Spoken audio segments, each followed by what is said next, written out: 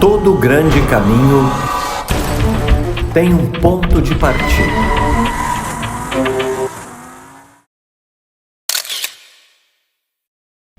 Olá amigos, eu sou o Jair Wingert e você está no Ponto de Partida.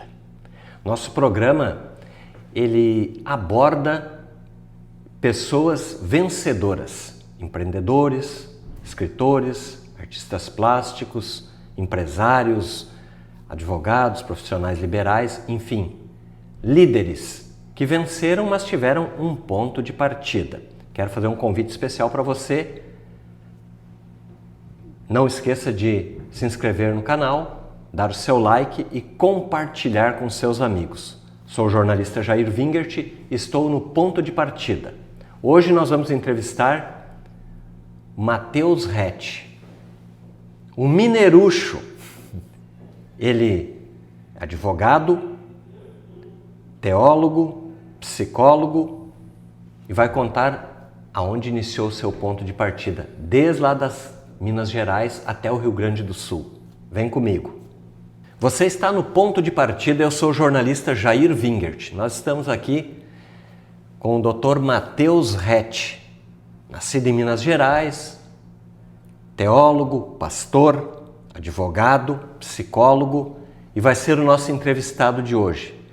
Matheus, conta um pouquinho da tua história, aonde tu nasceu e como chegaste ao Rio Grande do Sul, na província de São Pedro. Província de São Pedro, terra querida hoje e, como você falou, um mineirucho, né? 15 anos morando aqui, casado com uma gaúcha de Cruz Alta.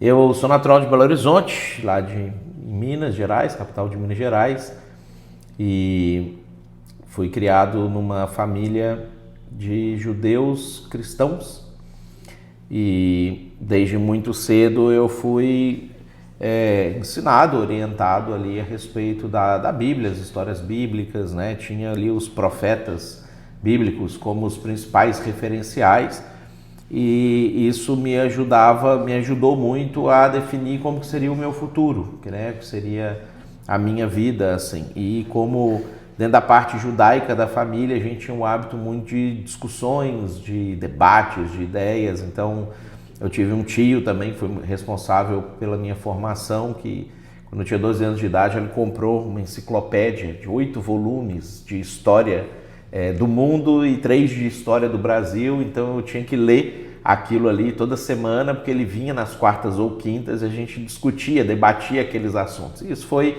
me ajudando a me levar para essa formação acadêmica, tanto na parte da teologia quanto na parte do direito, né? A ideia de uma vocação e uma profissão para poder sustentar essa vocação também.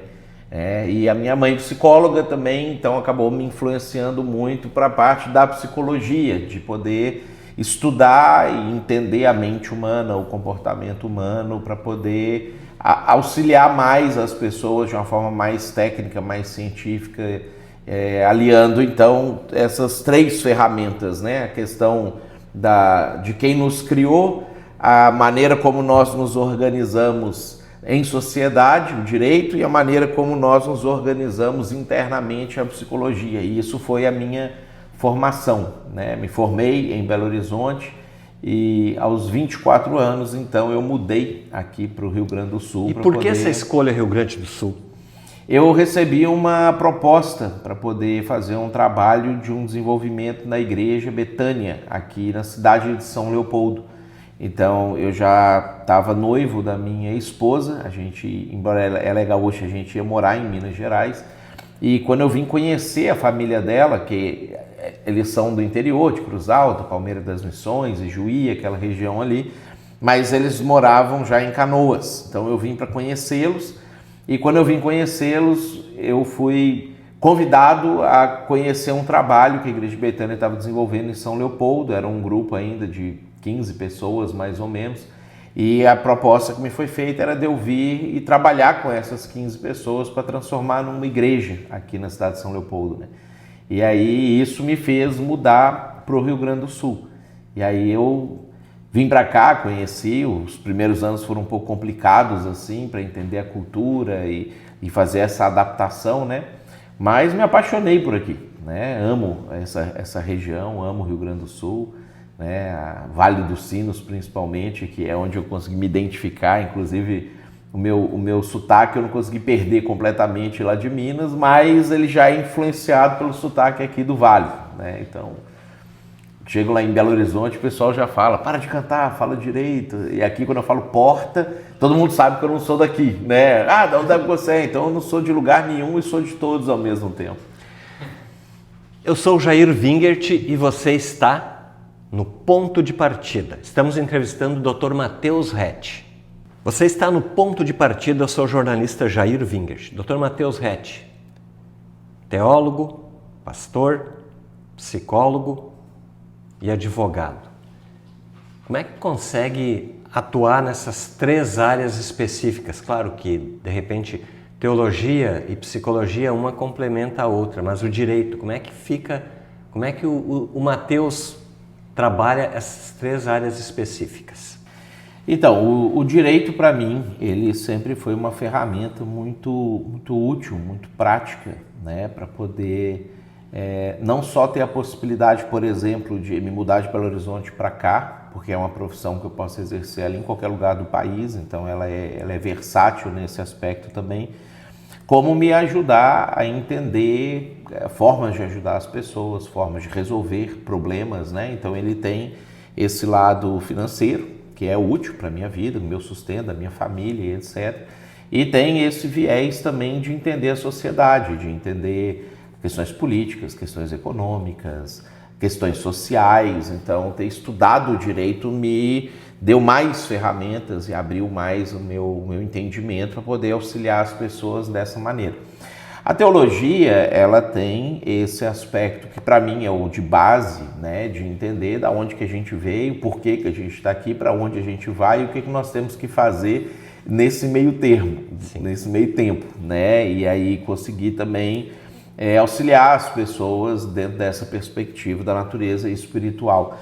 E a psicologia me ajuda muito a poder fazer isso de forma assertiva no aspecto das emoções, principalmente nesse tempo que a gente tem vivido, em que as pessoas cada vez mais tomam decisões baseadas nas emoções, né? Então a gente está vivendo uma transição nesses nossos tempos aqui, principalmente com a maneira como a tecnologia foi introduzida no mundo, como que essa geração ali nascida no meio da década de 80 para cá se tornou cada vez mais dependente da tecnologia. Nosso cérebro não foi feito para poder conviver com isso da maneira como isso foi colocado, e a gente tem percebido que as pessoas, em decorrência disso e alguns outros fatores, elas têm apresentado cada vez mais dificuldades de ordem psicológica, de ordem emocional, de lidar com estresse, de lidar com frustrações.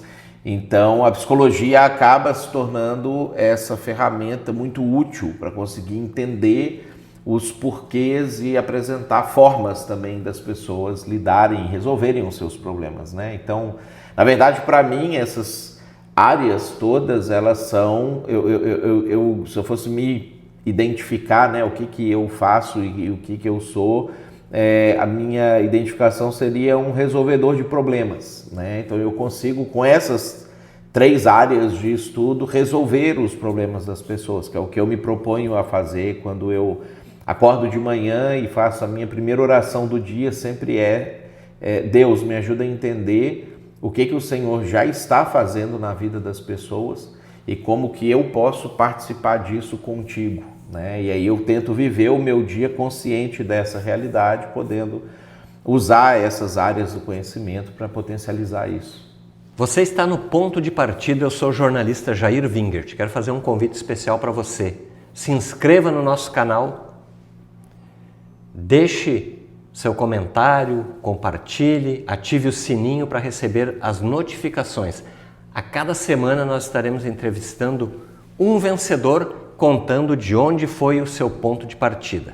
Nós estamos aqui com o Dr. Matheus Rett, teólogo, advogado e psicólogo. Doutor, nós vivemos uma crise sem precedente de valores no planeta. Mas a gente vê muito pouco na mídia dizer que essa crise tem conotações espirituais também.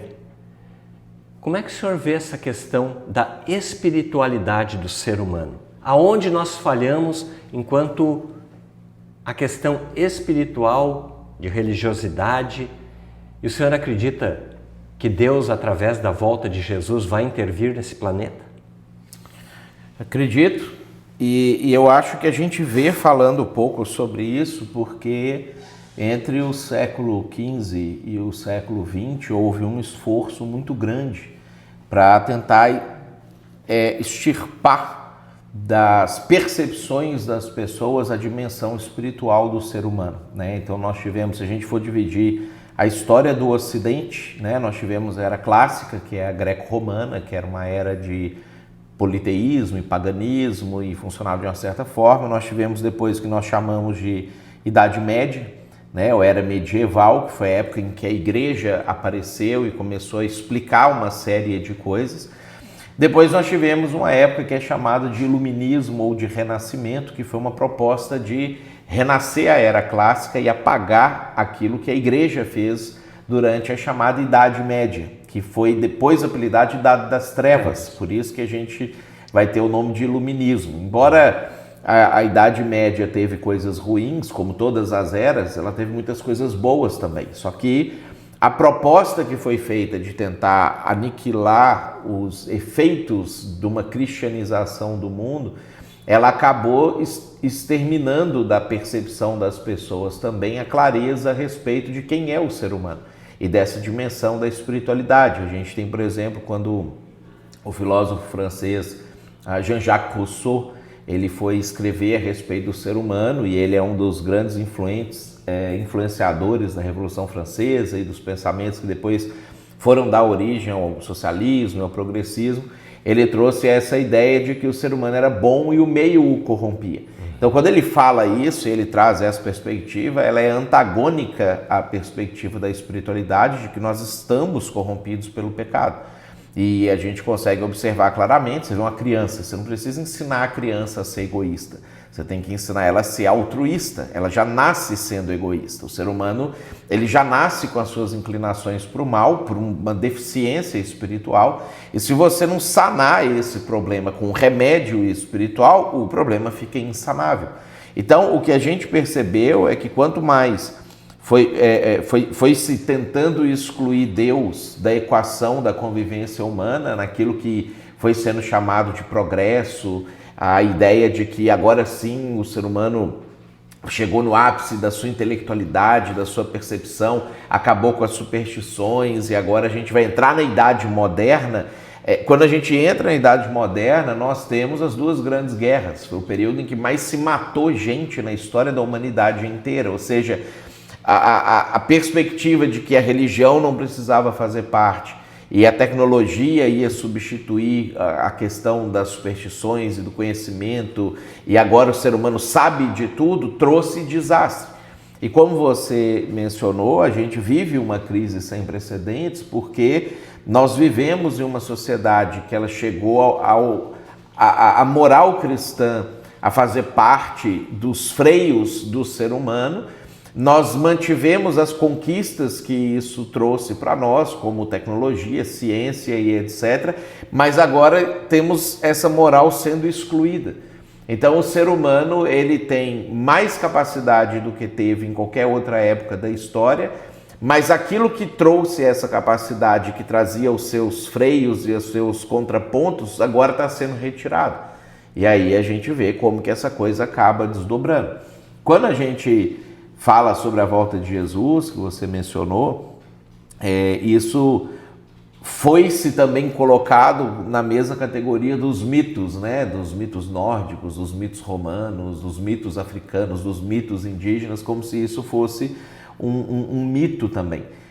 Agora, quando a gente analisa o que a Bíblia diz que aconteceria antes de Jesus vir, e a gente analisa os cumprimentos disso e as organizações sociais para que isso acontecesse, e analisa o que a Bíblia diz que ia acontecer antes de Jesus voltar, a gente percebe que essa configuração está sendo organizada.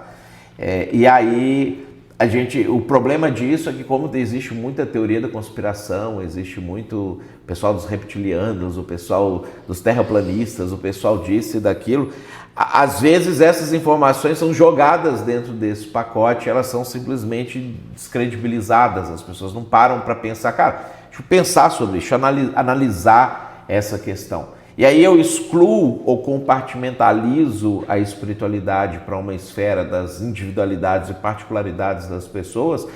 Na sociedade, perdendo isso de perspectiva, eu fico sem ferramentas para resolver os problemas reais das pessoas. Então o que a gente acaba tendo são, e às vezes a psicologia sozinha, ou a psiquiatria, ou a psicanálise sozinha começa a funcionar como mais uma proposta de entorpecer a consciência da pessoa do que de resolver os problemas. Por isso a gente percebe as pessoas cada vez mais tomando remédios, ou se embriagando, ou se drogando, ou se embriagando no celular, nas redes sociais, que produzem essa volume de dopamina insustentável para o organismo humano, mas que vai viciando a pessoa também.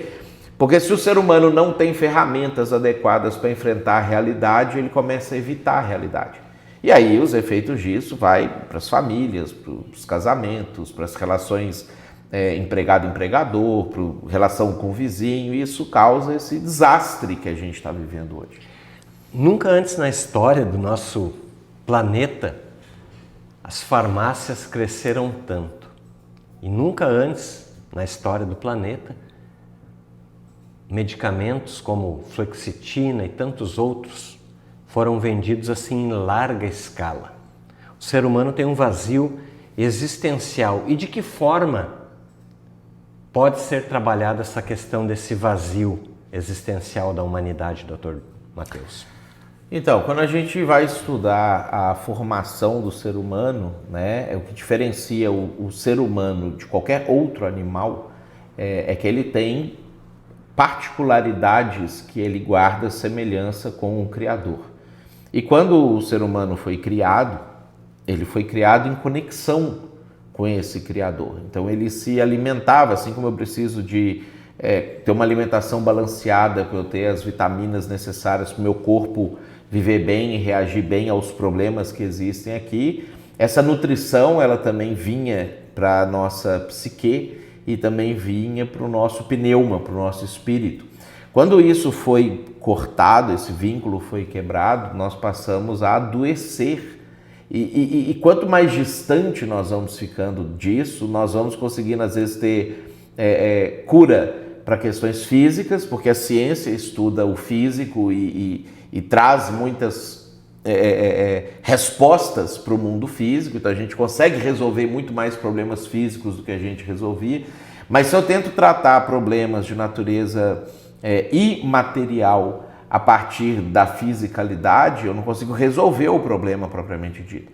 Então, a não ser que haja um retorno, uma reconexão com o Criador, para eu conseguir buscar os remédios dali e os nutrientes dali, tudo que eu vou fazer é impedir que o meu cérebro acesse ao sofrimento que me causa essa desconexão espiritual. Então, quando a gente olha para o ser humano fracionado, eu não consigo ter respostas completas. Eu preciso olhar para o ser humano de forma holística, de forma completa. Se eu olho para o ser humano de forma holística, eu percebo que não existe na natureza ou no mundo material tudo o que o ser humano precisa. O ser humano ele também precisa de algumas coisas e esse é um dos pressupostos, né, quando a gente fala sobre os argumentos a favor da existência de Deus, é aquela ali, se o ser humano ele tem sede, é porque existe água para suprir aquilo. Se ele tem fome, existe comida para suprir aquilo. Todas as necessidades que o ser humano tem, existe algo correspondente que supre aquela necessidade. Se o ser humano tem uma necessidade de ordem espiritual, existe um correspondente para suprir aquilo ali. Agora, assim como eu posso ter sede e tentar beber água do mar, ou tentar beber uma água não tratada, e isso vai me matar imediatamente, no caso da água do mar, ou vai me trazer doenças como uma água não tratada. Assim como tendo fome, eu posso comer coisas que não são próprias para o alimento, para o consumo humano, e isso vai a longo prazo me trazer doenças e até me matar. Se eu me nutro espiritualmente de forma errada, e o ser humano busca essa nutrição, isso pode até me trazer uma sensação de saciedade imediata, mas isso a médio e longo prazo vai me adoecer e vai me matar. Então, assim como a gente precisa descobrir como tratar a água e quais alimentos são necessários, eu também preciso entender que existe um caminho específico para eu ter essa nutrição espiritual completa. Como chegar lá e como obter isso é que efetivamente traz vida, ao invés de prolongar a vida até que a morte chegue, que não é a nossa proposta e nem o que nós desejamos. Né? Eu sou o jornalista Jair Wingert e você está no Ponto de Partida.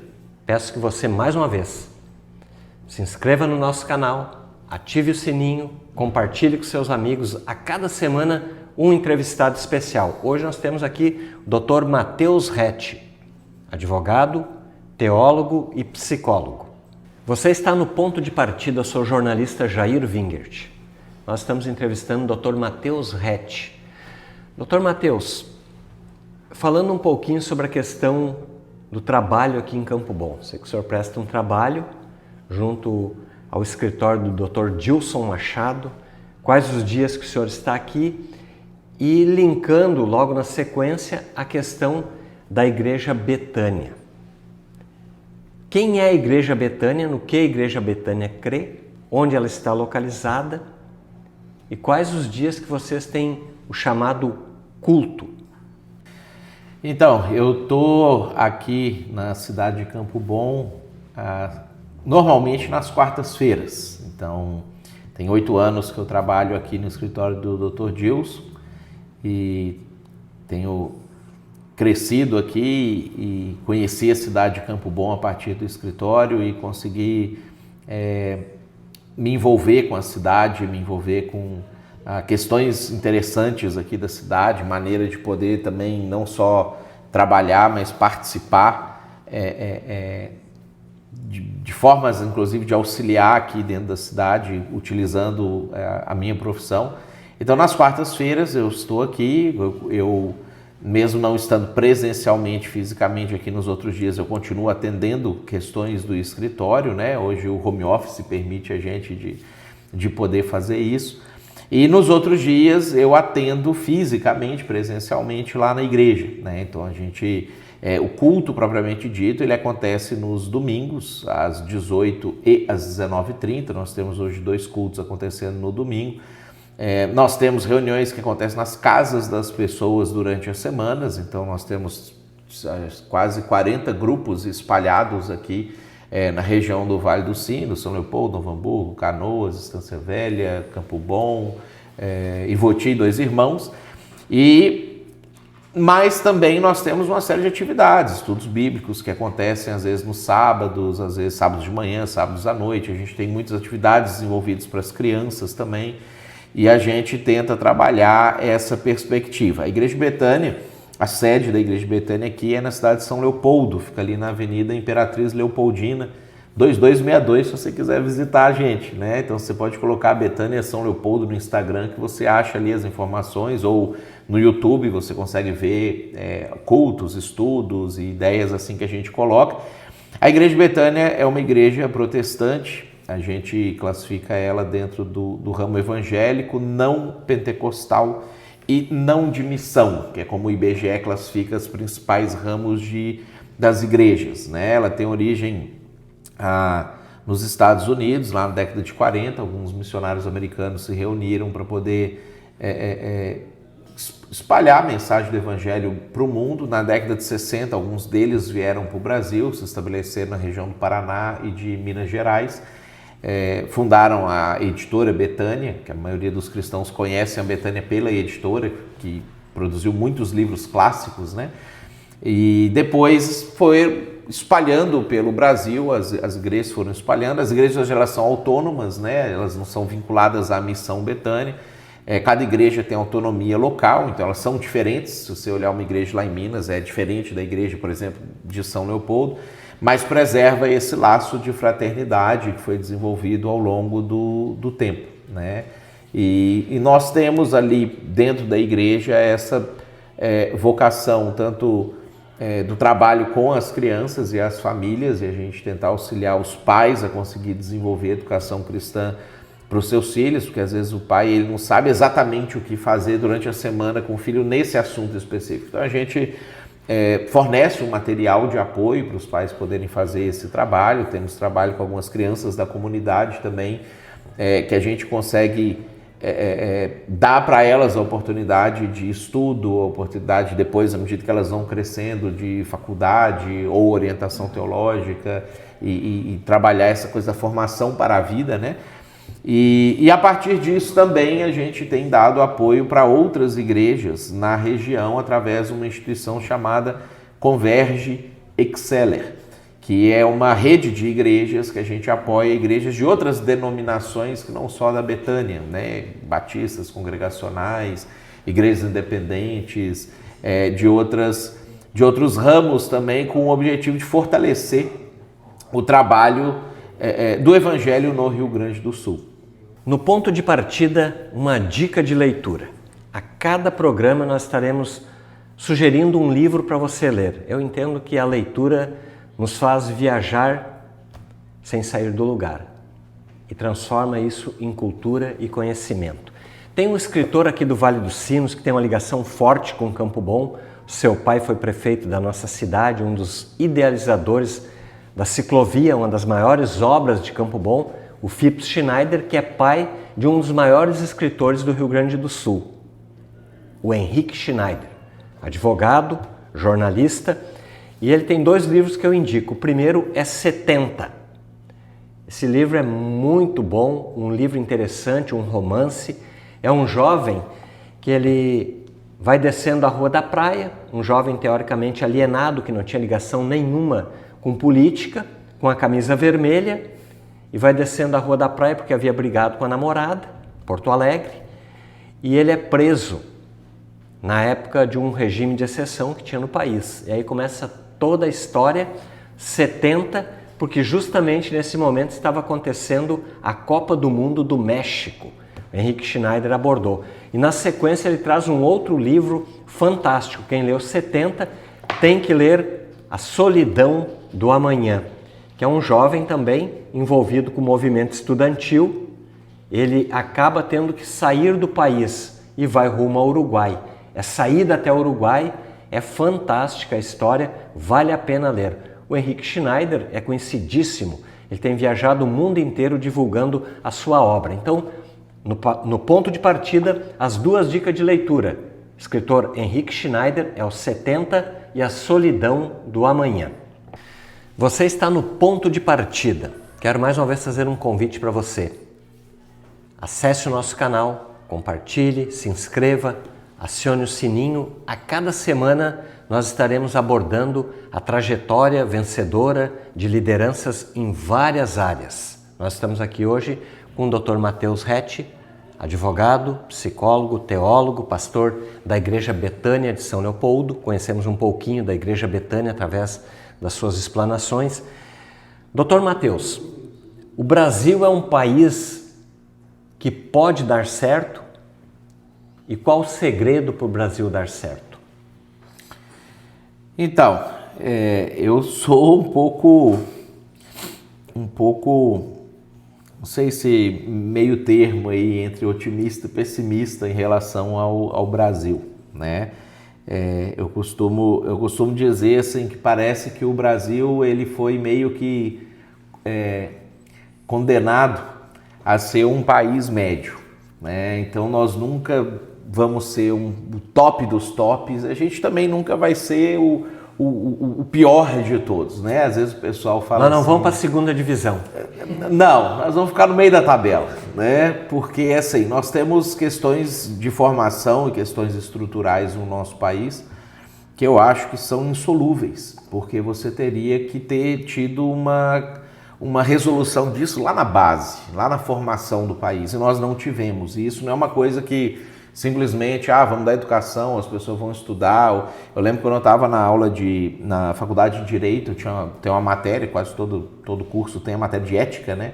Eu lembro que um dia eu falei com o meu professor de ética, quando ele estava falando algumas questões ali que eu identificava até como um pouco utópicas, que ele falava que, eu falei para ele assim, o curso de Direito, porque ele achava que melhora as pessoas, que dá acesso, blá, blá, blá, blá. Eu falei assim, eu não acho que o curso de Direito melhora as pessoas, eu acho que o curso de Direito, ele potencializa o que a pessoa tem. Se a pessoa tiver más intenções, ela vai virar um top de um corrupto. Se ela tiver boas intenções, ela consegue usar essa ferramenta, mas o curso em si não muda a pessoa. Então é isso que eu penso de educação. A educação não muda a pessoa. A gente sabe que a gente tem o trombadinha de rua ali, o carinha que rouba seu carro lá quebrando o vidro, ou o cara que rouba para traficar, ou alguma coisa nesse sentido, que é um cara que não tem estudo.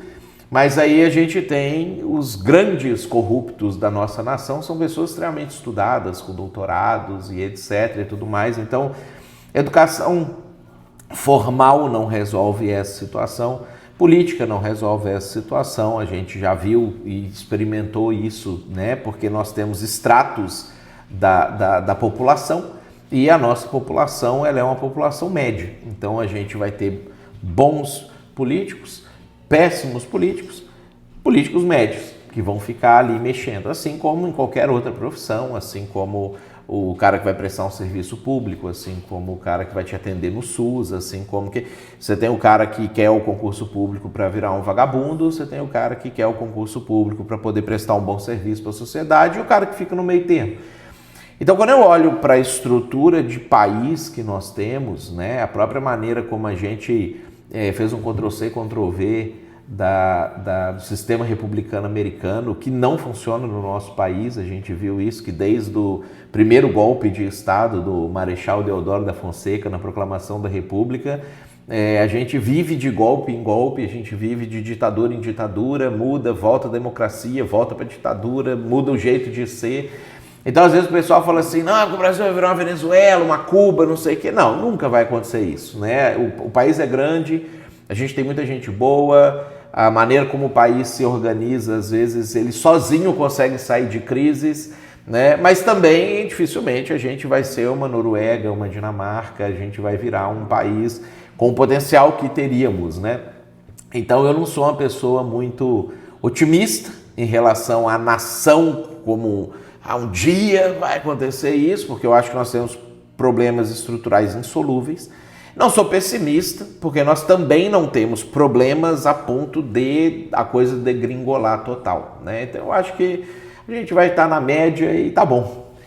Você está no ponto de partida, eu sou o jornalista Jair Vingas. Dr. Matheus, qual o seu filme preferido? Gladiador, o primeiro. Gladiador. E o livro? Qual o seu livro preferido? Depois da Bíblia, tem um livro que chama Maravilhosa Graça. É um livro que me ajudou muito a ter uma percepção mais bondosa para com as pessoas. Muito bem. E o prato preferido, Dr. Matheus? Comida árabe. Comida árabe. Comida da mamãe. É mesmo? E o time de futebol? Eu sei que lá nas Minas Gerais o amigo é cruzeirense. E aqui no Sul? Aqui no Sul, o primeiro presente que eu ganhei da minha sogra foi uma camisa 10 do D'Alessandro do Inter. Aí eu virei colorado aqui no Sul. Muito bem. Seu passatempo, Dr. Matheus? Eu gosto de passear no shopping, andar de kart, jogo videogame, são coisas que me ajudam a espairecer a cabeça, assim. E a família, o que representa para ti, Dr. Matheus? Para mim é a segunda coisa mais importante, né? Deus é o mais importante, e tendo Deus em primeiro lugar de verdade, não só como a ficha prescreve, isso me ajuda a cuidar da minha esposa e a educar bem a minha filha. Como é que é o nome da esposa e o nome da filha? Minha esposa chama Sabrine e a minha filha chama Hannah. Muito bem. Dr. Matheus, e Deus, o que representa para ti? Deus é o que me fez entender o sentido, né? Ele me deu um sentido, eu não nasci sabendo qual era esse sentido, nasci, como a gente falou, desconectado dele, e quando eu consegui me conectar e entender isso, isso fez as coisas terem sentido, né? Eu não vivo igual eu costumo dizer que às vezes as pessoas vivem que nem uma vaca, né? A vaca, ela pasta, dá leite, dorme no curral. E ela pasta e dorme no curral para poder produzir leite. E ela produz leite para o dono dela, dá pasto e curral para ela dormir. Tem gente que às vezes perde a perspectiva da existência e vive que nem um animal. Come e dorme para poder trabalhar e trabalha para poder comer e dormir. Deus, ele tira a gente dessa perspectiva e dá para nós uma perspectiva de eternidade. Então isso traz sentido real para a vida. Eu sou o jornalista Jair Wingert e você está no Ponto de Partida. Dr. Matheus, olhando para a câmera, o que é a vida para ti? A vida é uma jornada, um teste, uma oportunidade, um risco, mas eu acho maravilhosa. Pergunta que não quer calar, Dr. Matheus, no Ponto de Partida. O que é a vida? A vida é fantástica, inclusive quando as coisas dão errado, é isso que traz gosto para a vida. A falta de previsibilidade é o que traz gosto para a vida.